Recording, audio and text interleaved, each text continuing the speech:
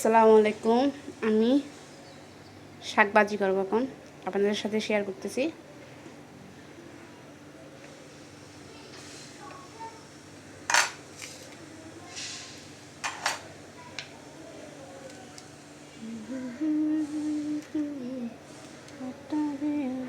বিসমিল্লাহ। রসুন চেঁচাও দিছি, কোটাও দিছি, দিছি আধা চামচ।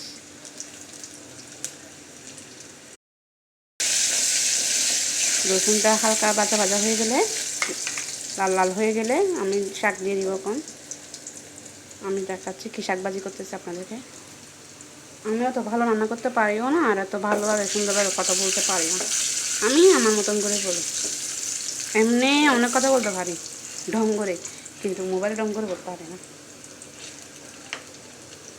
তখন আসে না। কালার চলে আসছে, বিসমিল্লাহ। একটু কালার থাকবে। এটা হচ্ছে আলু শাক। আলু শাক ভাজি করতেছি আমি।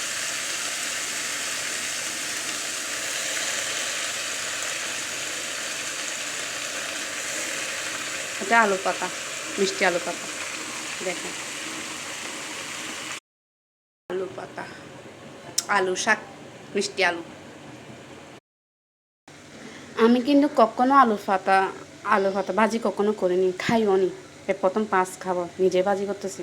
রান্না করে খাইছি ডাল দিয়ে। দেখেন কালারটা অনেক সুন্দর হয়েছে, মাশাআল্লাহ। ওয়াও, আমার মোবাইলে হয়ে গেছে। আসসালামু আলাইকুম, ভালো থাকবেন।